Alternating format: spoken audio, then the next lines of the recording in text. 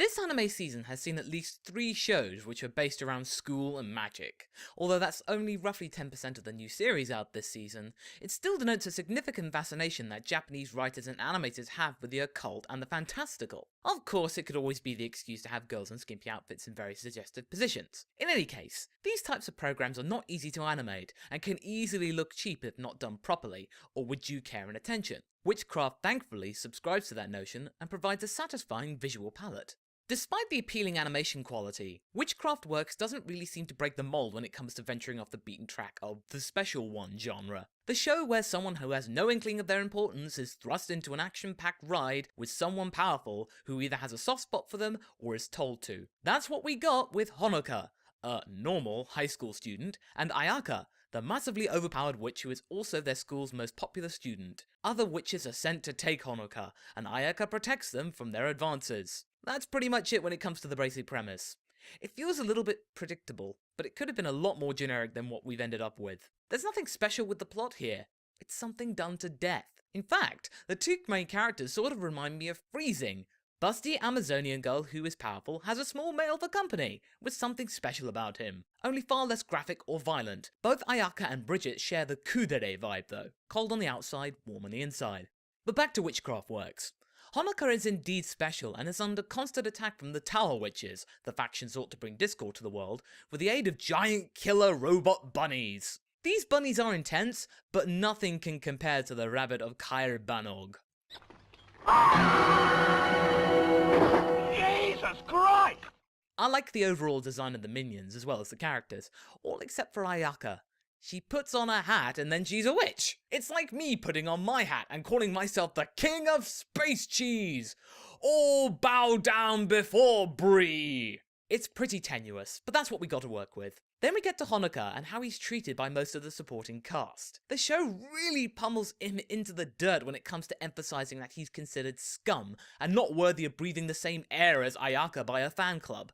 It's sort of like Beliebers, if you know what I mean. It's overplayed and goes way beyond what would normally happen. He's beaten up by girls, walked over repeatedly, and unceremoniously ignored by the female student body. He claims to be ordinary, but that would define that he did nothing at all and coasted through school. He's not dim or lazy. He's the duty monitor for the class, so he has an active part in the class, so his argument is somewhat flawed. That sums up the execution of the characters as a whole.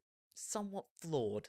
The 5 main rivals to Ayaka and those seeking to capture Honoka are all thrust before us as transfer students. We fought one, Kiraishi, and then we get a goons who are equally inept and play for comedy more often than not. You sure there's a greater force at work here though, pulling the strings, but for now, you're left with 5 ditzy henchmen. However, this doesn't mean that Witchcraft Works is a bad show.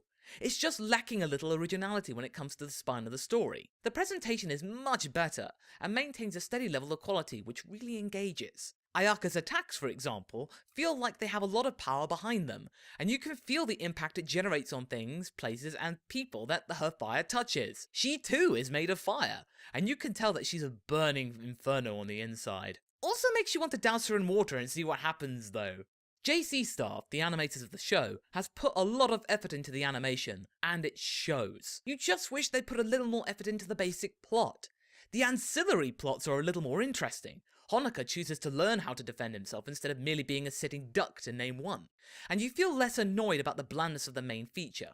Witchcraft Works is a good show, but it could have done more with its premise. In essence, the show is like a tower defense game only with witches and magical powers. The good guys will prevail, Ayaka and Honoka will grow closer, and we'll have some gags thrown in for good measure. The fan service thankfully isn't played nearly as much as it could be, but there's room for it to make its presence felt further down the line. All aboard the more than likely beach party episode! I like the show because it looks great, and it engages me enough to make me care about the story, despite the special one plot device being used again. It's a lot better than Magical Warfare, and looks better than Wizard Barristers. So when it comes to the best magical school anime of this season, Witchcraft Works could be the strongest candidate, although it's not really a strong endorsement. One last thing.